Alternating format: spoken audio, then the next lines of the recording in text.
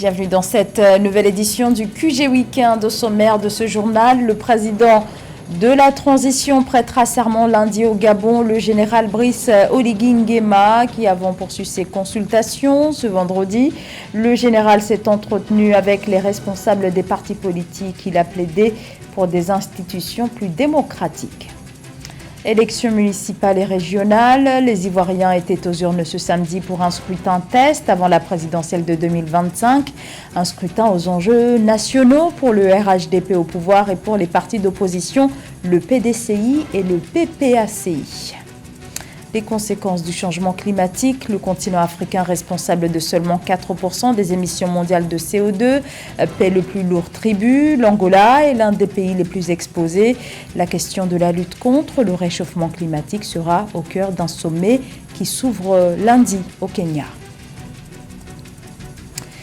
Le général Brice Oligui Nguema a poursuivi ses entretiens au Gabon après le patronat et les responsables des partis politiques ces derniers jours. Ce samedi, c'était au tour de la presse d'être reçu par le nouvel homme fort depuis le coup d'État du 30 août.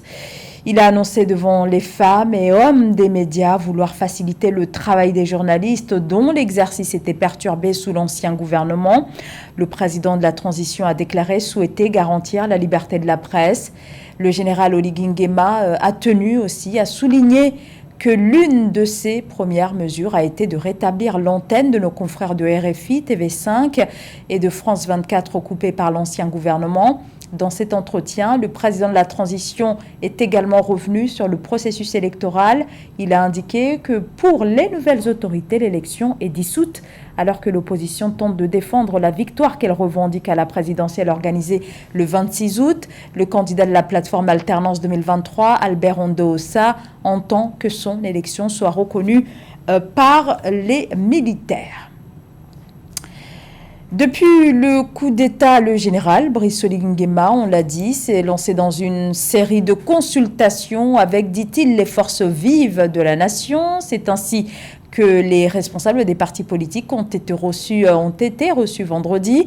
La durée de la transition a été abordée. Sur ce point, le général Oligui Nguema a indiqué que le sujet fera l'objet de discussions, notamment avec les partis politiques. Le président de la transition souhaite aussi des institutions plus démocratiques, une nouvelle constitution et un nouveau code électoral. Nathalie Mo.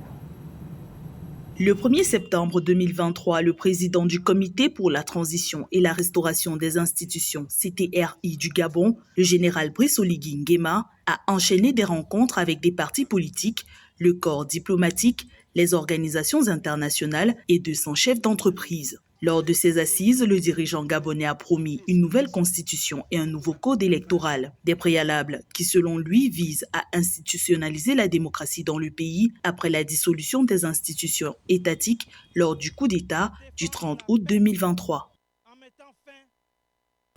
Le Comité pour la transition et la restauration des institutions appelle tous les leaders des partis politiques, quelle que soit la sensibilité, à participer à cette construction, en mettant en place des institutions fortes, notamment une constitution qui va dans le sens des aspirations du peuple gabonais, mais aussi un code électoral fiable. Le général Brice Oligui Nguema a également dénoncé la corruption au Gabon. Il a annoncé une batterie de mesures contre ce fléau dans le pays. Des données officielles estiment entre 400 et 500 milliards de francs CFA les pertes économiques au Gabon dues à la corruption. Une saignée que le président du CTRI souhaite stopper afin d'améliorer le quotidien des Gabonais. La restauration de la journée comptable du Trésor pour mettre fin aux petites combines entre copains et coquins. La mise sous gestion du secteur privé, des deux caisses des prévoyances sociales, que sont la CNSS et la CNAMGS, afin de mettre un terme à la souffrance de nos compatriotes.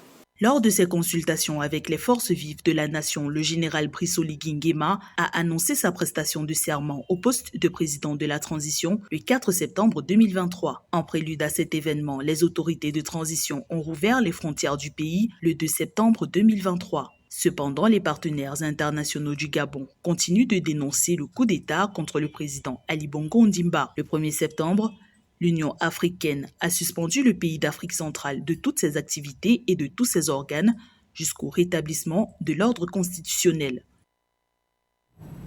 La situation au Gabon reste très suivie par la communauté internationale, notamment du côté de l'ONU. Le secrétaire général Antonio Guterres s'est exprimé et a condamné le coup d'État qui intervient après se mener ces dernières années et ces derniers mois au Burkina Faso, en Guinée, au Mali, au Soudan et plus récemment au Niger. Marie-Raphaël Antelou.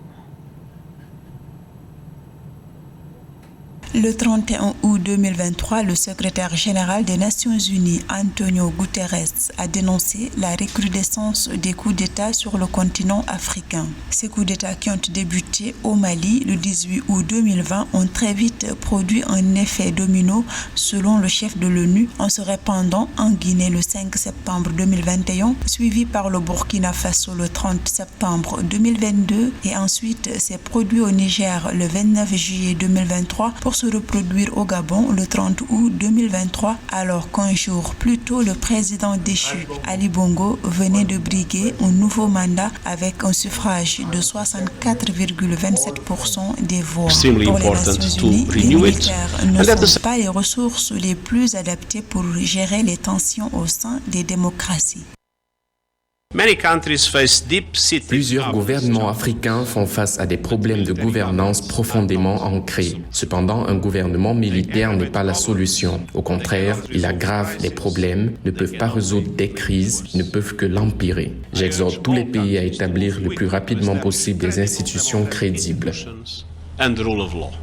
Selon le secrétaire général des Nations Unies, Antonio Guterres, même si de nombreux pays africains sont confrontés à des problèmes de gouvernance profondément ancrés, il est important d'y faire régner l'ordre constitutionnel pour une gestion durable des différentes crises. Antonio Guterres appelle ainsi les différents gouvernements de transition à œuvrer pour la mise en place rapide des institutions démocratiques crédibles et en accord avec les principes de l'état de droit.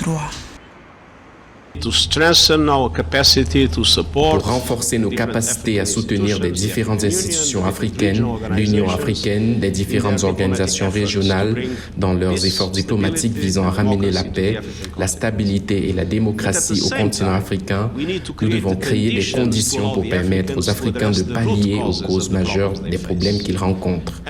Et le plus commun de ces causes est l'urgence pour eux de se développer. Le développement est l'objectif fondamental à atteindre si nous voulons créer des conditions pour la stabilité et la paix en Afrique. Rappelons que le coup d'État du 30 août 2023 au Gabon est le 8e coup d'État en Afrique depuis 2020. En face de ces coups d'État, le chef de l'ONU a souligné la nécessité de créer des conditions permettant aux citoyens africains de s'adapter aux causes profondes de l'instabilité politique, le manque de développement étant un facteur majeur, a-t-il déclaré. Au moins 65 terroristes neutralisés à l'ouest du Burkina Faso. L'annonce est faite par les forces armées. L'opération aurait eu lieu du 7 août au 1er septembre 2023. Opération conduite par le 7e bataillon d'intervention rapide dans les provinces de Kénédougou, du Oued et dans la région des Cascades. Une importante quantité d'armement et de munitions aurait par ailleurs également été saisie. L'état-major général des armées indique que cette opération a permis à des populations de pouvoir revenir dans certaines localités. L'heure est à présent au dépouillement. Les Ivoiriens ont voté ce samedi 2 septembre. Près de 8 millions d'électeurs étaient appelés aux urnes pour renouveler leurs conseillers municipaux et régionaux. À 2 ans de l'élection présidentielle, ces élections doivent permettre de mesurer l'assise locale du camp présidentiel, le RHDP, ainsi que les chances des 2 principaux partis d'opposition, le PDCI-RDA de l'ancien président Henri Konan Bédié et le PPACI de l'ex-chef de l'État Laurent Gbagbo. Esther Konan. 8 12 424 électeurs étaient appelés aux urnes le 2 septembre 2023 pour départager 93 listes de candidatures totalisant 5 247 candidats pour les régionales et 750 listes de candidatures, soit 30 419 candidats pour les municipales. Ici à Abidjan, précisément dans la commune de Marcory comme dans le reste du pays, les bureaux de vote se sont ouverts à 8h heure locale. Les électeurs se sont déplacés en masse pour remplir leur devoir civique. C'est un devoir civique. Il faut sortir pour élire à la tête des différentes communes la personne qui pour nous semble incarner le mieux, pourra développer le mieux la commune. Pour ne pas après dire qu'il y a eu ci, il y a eu ça, il faut sortir massivement pour porter son choix sur un candidat. Tout s'est bien passé dans la tranquillité. Il n'y a pas eu vraiment de désordre. J'invite même les autres qui n'ont pas encore voté à venir voter parce qu'ils doivent le faire, c'est un devoir civique. Dans les différents centres de vote, le personnel de la commission électorale indépendante est à pied d'œuvre pour la bonne organisation de ces doubles élections. Un scrutin local qui devrait permettre d'établir le rapport de force entre le RHDP, parti au pouvoir, et les principaux partis de l'opposition, à savoir le PPACI de Laurent Gbagbo et le PDCI-RTA de l'ancien président Henri Konan Bédié. À 2 ans de la prochaine présidentielle, fait majeur de ce scrutin local, aucun boycott n'a été annoncé. Toutes les forces politiques sont en compétition. Pour un début, je pense que ça va. Il y a au moins, peut-être, je dirais, pour le moment, 35% des électeurs qui sont arrivés. Les autres sont derrière. Bon, je lance un appel aux candidats. Une élection, il y a 2 résultats. Il y a la victoire et la défaite. Si tu as perdu, il faut accepter la défaite. Parce qu'une élection, il ne s'agit pas de prendre des voitures, faire du bruit, coller des affiches, les grandes campagnes, c'est bien. Mais le plus important, c'est dans les urnes, ça se passe. Si le choix des électeurs n'est pas porté sur vous, je pense que vous devez l'accepter. Selon certains analystes, ces scrutins permettront de jauger leur voix dans chaque localité. En ce sens, ces élections font figure de test pour les partis afin de préparer les élections présidentielles 2025. Selon la commission électorale indépendante, les dépouillements seront faits dès ce soir, après la fermeture des bureaux de vote dans les différentes localités, et les résultats seront donnés dans les prochains jours. Après avoir été mis au banc du parti en 2021 pour corruption, Aïs Magashule, figure historique de l'ANC au pouvoir en Afrique du Sud, annonce avoir créé son propre parti politique en vue des élections prévues l'an prochain. L'ACT, le Congrès africain pour la transformation, c'est le nom de son mouvement qui compte bien attirer la frange déçue de l'électorat de l'ANC. Philomentine. Aïs Magashule, ancien secrétaire général du Congrès national africain ANC, parti au pouvoir en Afrique du Sud, a annoncé la formation de son nouveau parti politique appelé Congrès africain pour la transformation ACT, mercredi 30 août 2023. L'idéologie du nouveau parti politique serait de défendre le nationalisme africain et de chérir le panafricanisme selon son leader. L'arrivée du Congrès africain pour la transformation ne va pas arranger les affaires de l'ANC. Déjà, l'ANC est un parti qui est décrié par les populations. Ces derniers reprochent une corruption généralisée de ses élites. Et on sait très bien aujourd'hui qu'on est très très loin des promesses que l'ANC avait faites lors de son accession au pouvoir. Maintenant, est-ce que ce nouveau parti peut représenter une alternative? Dans un certain sens, oui. Parce que l'Alliance démocratique, qui est le premier parti d'opposition aujourd'hui en Afrique du Sud, à ce parti-là, on lui reproche sa volonté de faire revenir une élite politique blanche. Aïs Magashule est Premier ministre de l'État libre au centre de l'Afrique du Sud.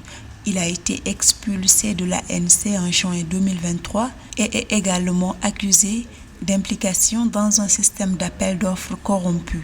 Avec la création de sa nouvelle organisation politique, Aïs Magashule a indiqué qu'il serait une alternative à l'ANC au pouvoir en Afrique du Sud.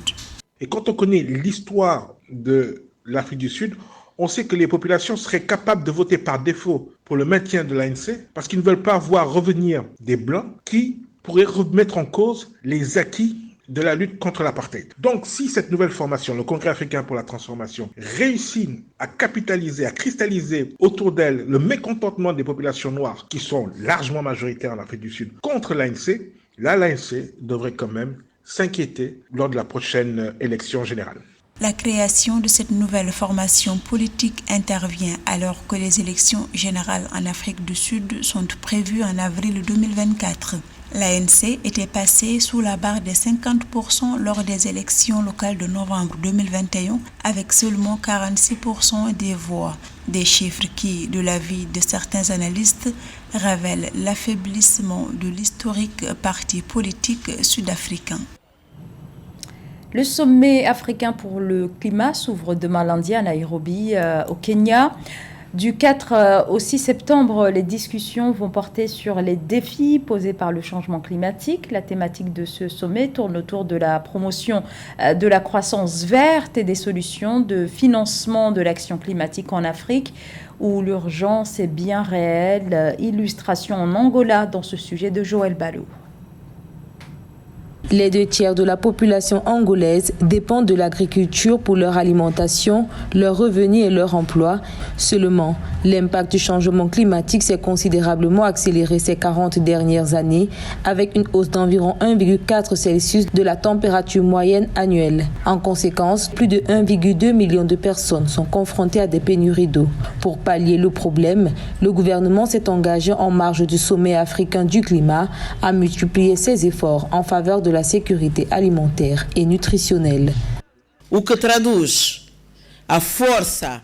Cette rencontre met en évidence la force et la volonté marquée des femmes dans différents contextes et espaces, que ce soit en zone rurale ou en ville, dans l'industrie ou l'agriculture, face au changement climatique accéléré qui se manifeste par l'augmentation de la température, du niveau des mers et océans, de la perte de biodiversité ainsi que des événements extrêmes tels que les sécheresses, les inondations qui affectent la vie et les moyens de subsistance des communautés.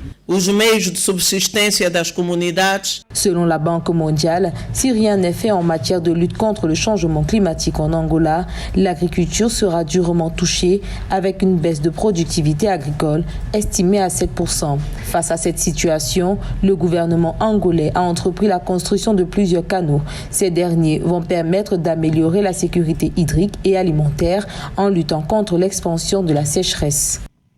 Pour lutter contre la sécheresse sévère dans le sud du pays, le gouvernement de la République d'Angola a construit le canal de Cavo pour transférer de l'eau du fleuve Kunene vers la région des Chanas de cette province, dans le but de créer des conditions propices au développement de l'agriculture et de l'élevage, bénéficiant ainsi à plus de 230 000 habitants. Sans mesure d'atténuation et d'adaptation, l'économie angolaise pourrait enregistrer une baisse de 3 à 6% du PIB d'ici 2050 selon la Banque mondiale.